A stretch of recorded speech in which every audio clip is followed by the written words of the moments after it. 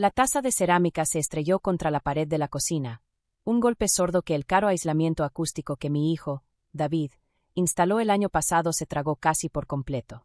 El café, oscuro y espeso, salpicó el salpicadero pintado a mano, una expresión abstracta de mi rabia. Él ni siquiera se inmutó. Nunca lo hacía.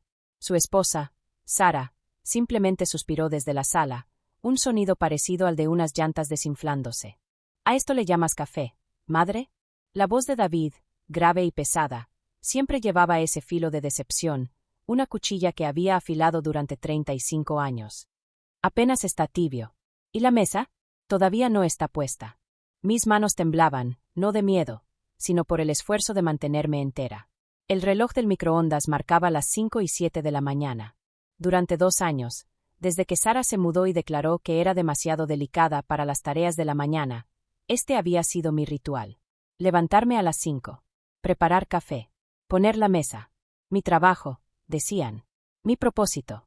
Las palabras de David resonaban en mi cabeza como un estribillo constante. Es tu trabajo, madre. Vives aquí. Tienes que aportar. Miré el desastre, luego el rostro impasible de David. Sus ojos, que alguna vez estuvieron llenos de asombro infantil, ahora solo tenían una frialdad calculadora, heredada del lado de su padre. Sara apareció en la puerta, una bata de seda abrazando su figura delgada, su cabello rubio cayendo perfecto sobre los hombros. Miró la pared, luego a mí, con una leve sonrisa burlona en los labios. Valentina, ronroneó, su voz dulce como veneno. Ya sabes lo especial que es David. Sobre todo con su rutina matutina. Eso define todo su día. Tomó un pequeño sorbo de su propia taza, una taza blanca impecable que yo acababa de llenarle, la que David ni siquiera había tocado. Un buen día significa buen humor. Y un buen humor significa, bueno, todos se benefician, ¿no? Me mordí la lengua para no soltar la respuesta que amenazaba con escaparse de mi garganta. Sentía la garganta áspera, como si hubiera tragado papel de lija. El silencio se estiró, denso y sofocante, interrumpido solo por el canto lejano de los pájaros madrugadores. David me observaba, esperando. Siempre esperando a que me quebrara, a que me disculpara, a que corriera a limpiar. Pero no hoy. Hoy algo dentro de mí, dormido durante mucho tiempo, se movió. Un núcleo frío y duro de determinación. Lo limpiaré, dije, con una voz sorprendentemente firme. Les di la espalda y tomé una esponja. El olor a café quemado ya se mezclaba con el caro ambientador que tanto le gustaba a Sara. Mi reflejo en la encimera de granito oscuro mostraba a una mujer envejecida más allá de sus años, con líneas profundas alrededor de unos ojos que habían visto demasiado, soportado demasiado. El mundo veía a una madre frágil y envejecida, dependiente de su exitoso hijo. Veían a una mujer cuyo espíritu había sido roto por toda una vida de servidumbre silenciosa. Veían a una víctima. Se equivocaban. Mi hijo y su esposa creían tener todas las cartas. Creían que yo era una anciana senil, agradecida por el techo sobre su cabeza, por las migajas de su atención. Creían que no tenía a dónde ir, ni a quién acudir. Su lástima era una cerca de alambre de púas alrededor de mi existencia, manteniéndome atrapada, contenida. Esta casa, esta jaula opulenta y enorme, era un monumento al éxito de David, construido sobre los cimientos del negocio de mi difunto esposo. Un negocio que David heredó, expandió y finalmente me convenció de entregarle por completo. Solo firma estos papeles, madre, me había dicho, con la mano sobre mi hombro. Simplificará todo. Planificación del patrimonio, ya sabes. Sara y yo cuidaremos de ti. Siempre. Sus palabras, que antes me daban consuelo, ahora sabían a ceniza. Recuerdo el día en que firmé. La pluma pesaba en mi mano temblorosa. Mi abogado, el señor Henderson, me miró con preocupación. ¿Está completamente segura, Valentina? Dijo en voz baja. Esto le da a David el control total. Renunciaría a todas sus acciones y a cualquier decisión. Yo asentí, con una sonrisa cansada en el rostro. David era mi hijo. Nunca me traicionaría. Qué tonta fui. Pero incluso entonces, una pequeña chispa rebelde se encendió. No todos los papeles. No todas las acciones. Un porcentaje diminuto. Una cláusula olvidada en el fideicomiso original. Un acuerdo silencioso entre mi esposo y yo, años atrás, cuando David aún era un niño demasiado pequeño para entender el poder y la herencia. Un plan de contingencia. Un seguro. Un secreto. Nadie lo sabía. Ni David. Ni Sara. Ni siquiera el señor Henderson, que solo vio los documentos simplificados que David presentó. Mi esposo, bendito sea su ingenio, lo había escondido bien. Enterrado dentro de una red complicada de empresas fantasma y cuentas offshore. Un único registro cifrado. Una llave digital. Y una última instrucción susurrada antes de morir. Para cuando realmente lo necesites, mi amor. Para cuando olviden quién eres. Terminé de limpiar el café de la pared. La esponja dejó un rastro húmedo. Mi reflejo me devolvió la mirada. Ya no era una víctima. Era una estratega. Las piezas ya estaban en movimiento. Aquella noche, después de que David y Sara se retiraron a su enorme suite principal, la casa quedó en silencio. Esperé, escuchando el zumbido del refrigerador, el ruido lejano de un camión de basura. Cuando estuve segura de que dormían, salí de mi habitación. La casa era un laberinto de pasillos oscuros, pero conocía cada centímetro. Me moví entre las sombras como un fantasma en mi propia casa. David siempre dejaba su teléfono en la mesita de noche. Era obsesivo con sus horarios, con sus alarmas. Entré en su habitación. El aire olía a lavanda cara y a la colonia de David. Sara roncaba suavemente. David dormía boca arriba, con la boca entreabierta, completamente ajeno. Su teléfono brillaba débilmente.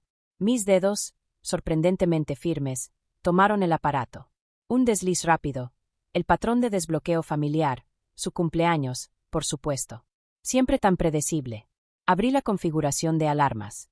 Su alarma de las 6 de la mañana, la que lo despertaba para correr, la que normalmente era mi señal para tener el café listo, parpadeaba inocente. La cambié.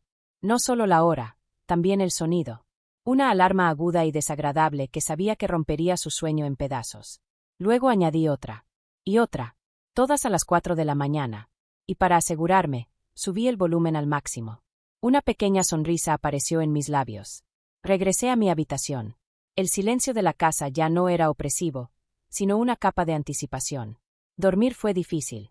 Mi mente repasaba el plan, los detalles, el momento exacto.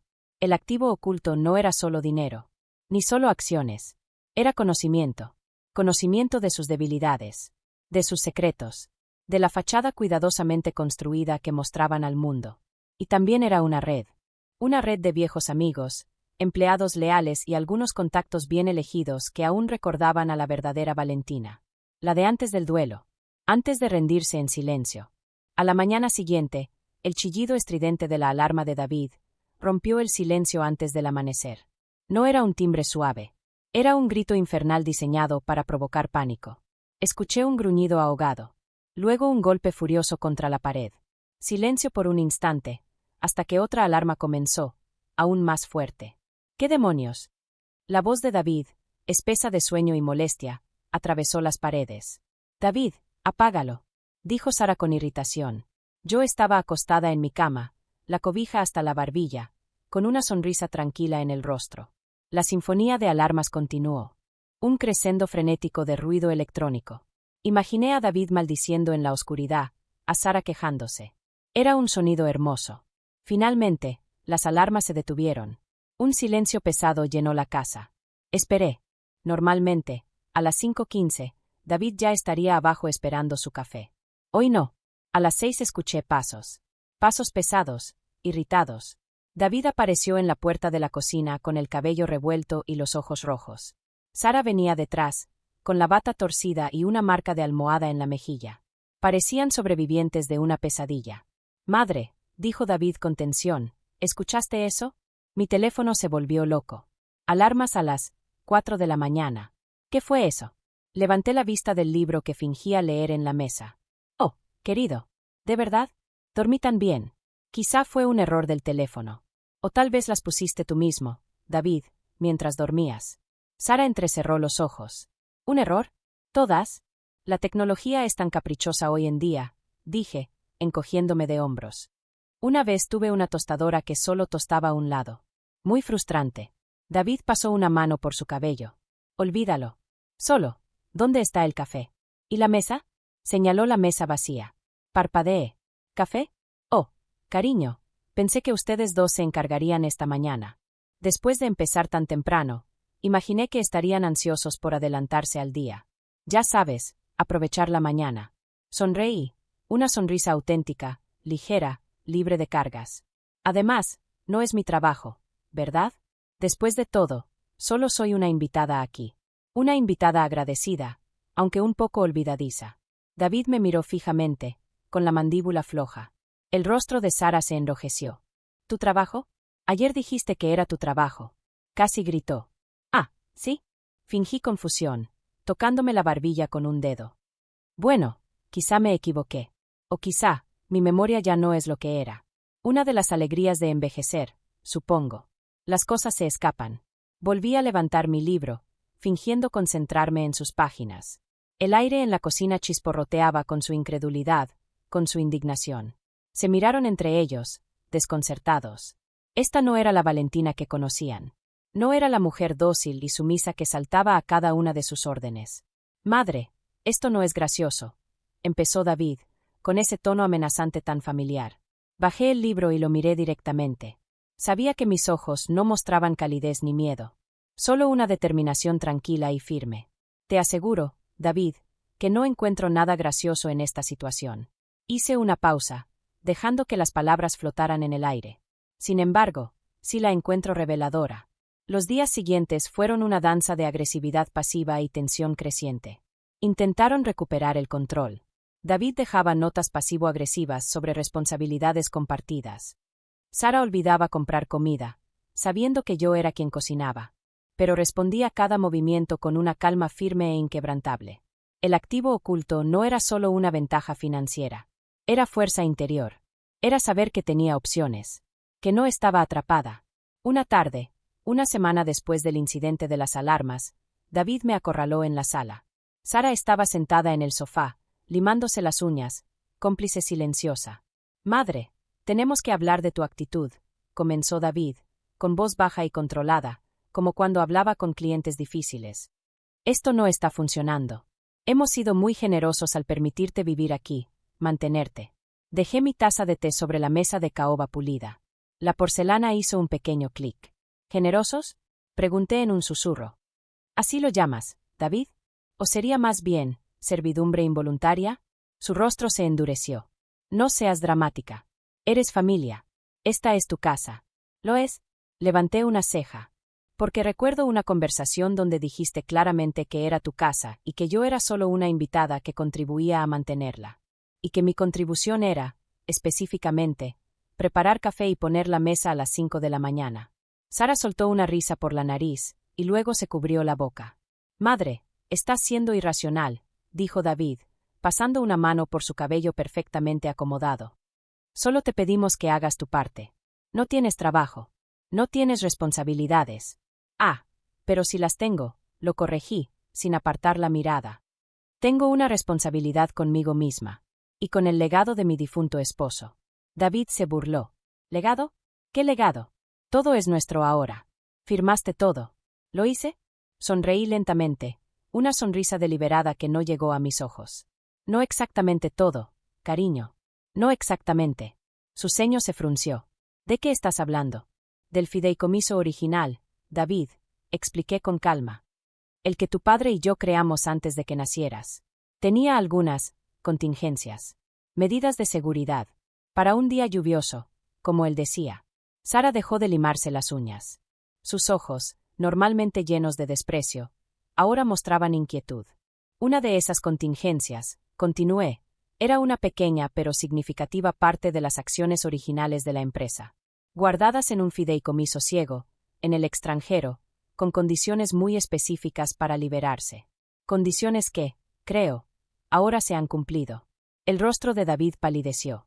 Eso es imposible. Mis abogados revisaron todo. No hay nada. Tus abogados son buenos, David, pero tu padre era mejor.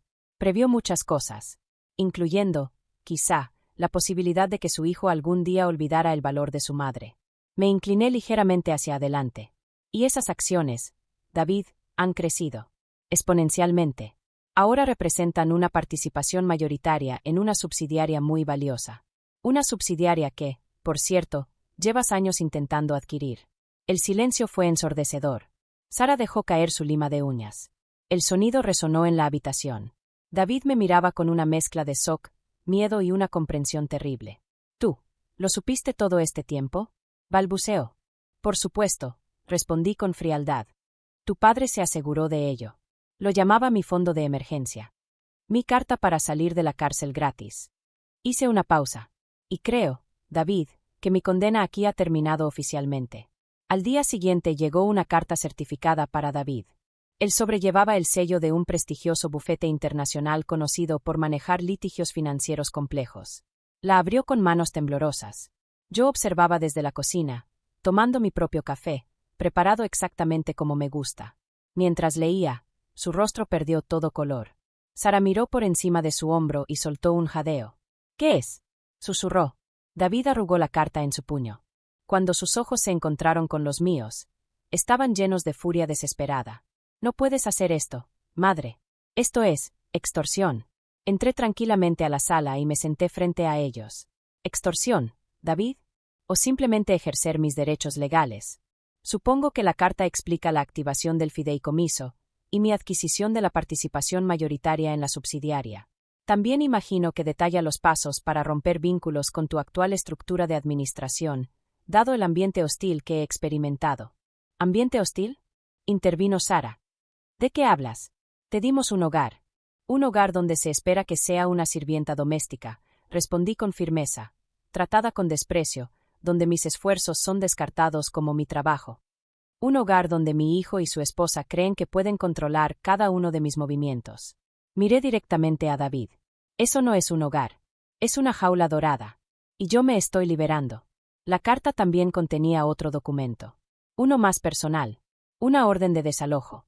No para mí. Para ellos.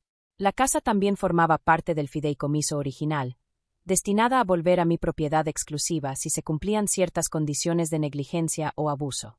Condiciones que, gracias a su comportamiento reciente, ahora estaban claramente cumplidas. No puedes desalojarnos, rugió David, poniéndose de pie. Esta es nuestra casa. La pagamos. La renovamos. La pagaste con dinero que heredaste, respondí con calma. Y sí, la renovaste. Pero la escritura original, firmada por tu padre, tenía una cláusula muy clara. Si el beneficiario principal, es decir, yo, se sentía inseguro, irrespetado o explotado en la propiedad, la titularidad regresaba a mí. Me encogí ligeramente de hombros. Todo está en blanco y negro. Tu padre era un hombre muy meticuloso. Sara, pálida y temblando, se dejó caer en el sofá. ¿A dónde iremos?, susurró. Los miré. El mundo cuidadosamente construido que tenían estaba derrumbándose frente a ellos. No sentí triunfo. Solo una tranquila sensación de cierre. Eso, me temo, ya no es mi problema. Tienen 30 días para irse. Los documentos legales son muy claros. Me puse de pie, con la espalda recta y la cabeza en alto. Yo volveré a la suite principal. Pueden quedarse en sus habitaciones hasta la fecha límite. Sin embargo, me detuve en la puerta y los miré. Esperaré que el café esté listo a las 6 de la mañana. Y la mesa puesta. Hice una pequeña pausa. Después de todo, ahora es su trabajo. David me miró, derrotado. Sara empezó a llorar en silencio. El silencio en la habitación ya no era opresivo. Era liberador. Me alejé, dejándolos entre las ruinas de su arrogancia. El sol finalmente atravesó las nubes y una luz dorada entró por la ventana, iluminando el camino hacia adelante. Mi camino, mi vida y mi dignidad, finalmente recuperada.